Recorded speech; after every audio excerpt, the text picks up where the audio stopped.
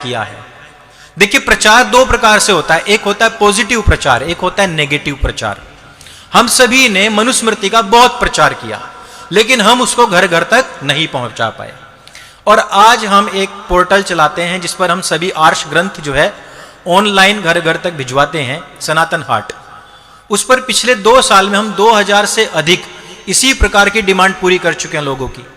और हम प्रचार करते हैं कि मनुस्मृति पढ़ो, मनुस्मृति पढ़ो, मनुस्मृति पढ़ो, लेकिन कोई नहीं पढ़ता। लेकिन उन लोगों ने कहा कि हम मनुस्मृति जलाएंगे, तो तब लोगों ने जाना कि मनुस्मृति है क्या। अब आप में से कितनों ने मनुस्मृति पढ़ी है? एक बार हाथ जरा खड़े कर दीजिए। हाँ। तो मनु महाराज ने विधान बनाया डूज और डोंट्स का, क्या कि क्या हमें करना चाहिए और क्या नहीं करना चाहिए। और वो किस लिए बनाया? नहीं तो समाज में अराजकता आ जाएगी। और एक बहुत बड़े विद्वान हुए हैं फ्रेडरिच, उन्होंने फ्रेडरिच नीत्शे, उन्होंने अपने वक्तव्य में कहा कि जब तक मैं बाइबल पढ़ता रहा, मैं बड़ा धार्मिक था, मैं ईसाई था, और जब मैंने मनुस्मृति को पढ़ा तो मैंने बाइबल को फेंक दिया।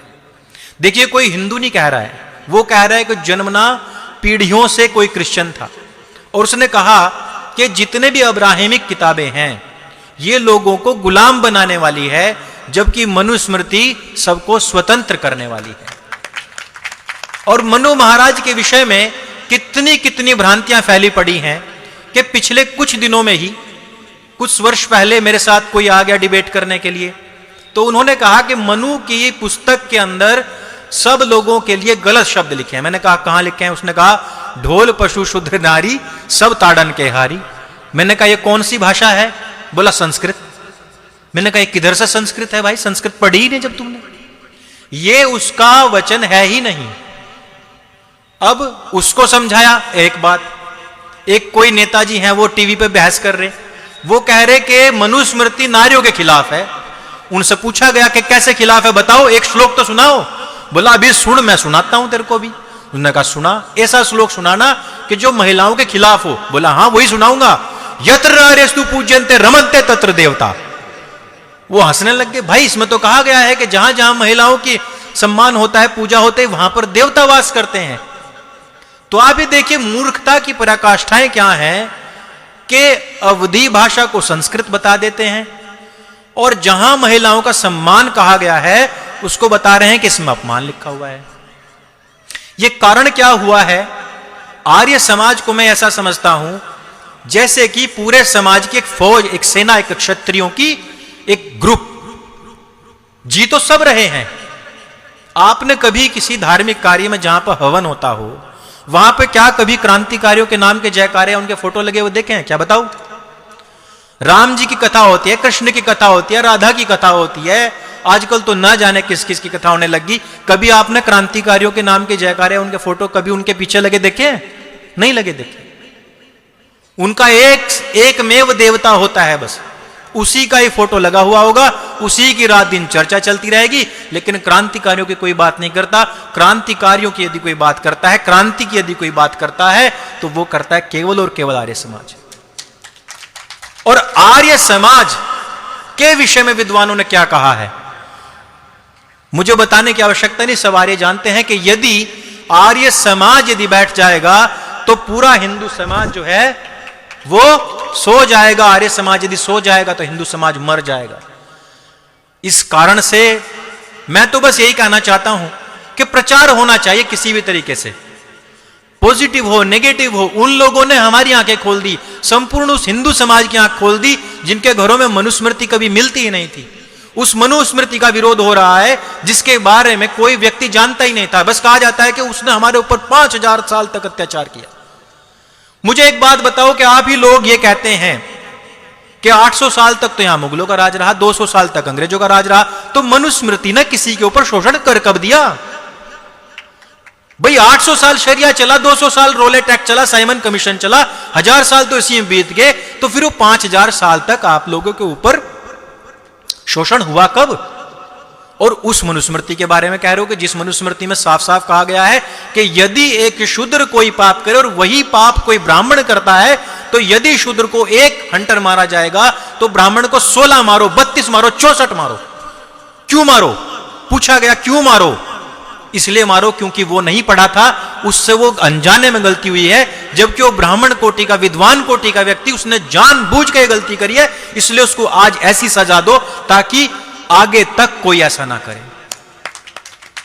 आज जिस संविधान की हम बात कर रहे हैं, आप ये बताइए कि देश के अंदर प्रति घंटे कितने दुष्कर्म महिलाओं के साथ, लड़कियों के साथ नहीं होते हैं, कितनी हत्याएं नहीं होती हैं, कितनी चोरी नहीं होते, कितने अपहरण नहीं होते हैं। मनु महाराज ने कहा कि यदि किसी स्त्री के साथ में इस प्रकार का कोई भी दुष्कर्म होता है तो उस व्यक्ति को तुरंत मृत्यु दंड दिया जाए। और यहां एक दुष्कर्म नहीं, सामूहिक दुष्कर्म होते हैं। बहन बेटियों को बचाना भारी पड़ रहा है। प्रधानमंत्री जी ने कह दिया कि बेटी को पढ़ाओ, बेटी को बचाओ, लेकिन बचाओ किससे और कैसे बचाओ, जब आपने विधान में ही कुछ ऐसा नहीं दिया गया है, आपने वैसा कुछ दिया ही नहीं है। आपने तो पूरी एनर्जी, सब लोगों ने, सब पार्टियों ने एनर्जी पूरी मनु महाराज के विरोध में गंवा दी। ये कभी पढ़ा ही नहीं कि मनु ने कहा क्या था।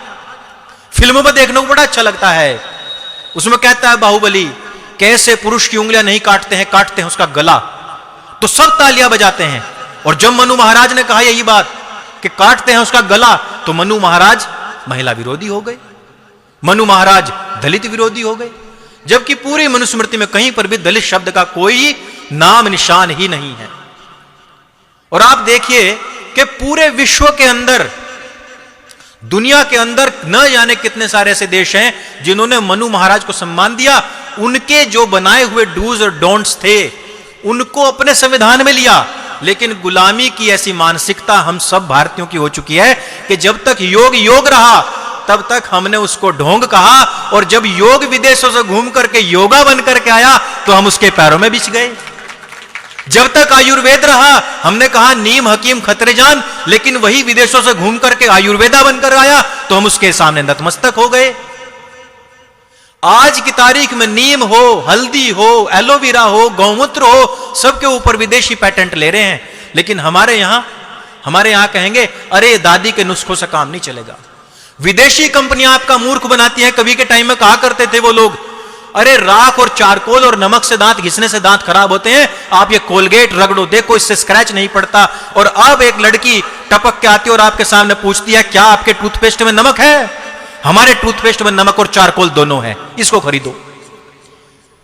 तो ये जो कंपनियों ने हमारे सनातन वैदिक धर्म का, योग था, अध्यात्म था, हमारे संविधान थे, उनको पहले गलत बताया और खुद कॉपी पेस्ट कर लिया। और हमारे लोग मूर्ख के जिन्होंने मनुस्मृति से चुरा करके अपना संविधान बनाया, उनका थूका हुआ 2 दर्जन देशों से इकट्ठा करके हमने अपना संविधान बना लिया और अपनी पीठ थपथपा रहे हैं, हम हैं संविधान निर्माता, हम हैं संविधान निर्माता। अरे काहे के संविधान निर्माता? तुम तो कंट्रोल सी और कंट्रोल वी हो, कॉपी और पेस्ट।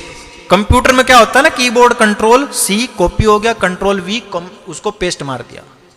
क्या किया आपने? पुलिस का जो नियम बना हुआ था 1860 का, वो आज तक चल रहा है। क्रांतिकारियों को सताने तड़पाने के लिए उस समय पर जब हमारे क्रांतिकारी पकड़े जाते थे तो उनके कपड़े उतरवाए जाते थे, जलील किया जाता था उनको। निशान देख रहे हैं, निशान देख रहे हैं, सारे कपड़े उतारो। आज भी वही होता है।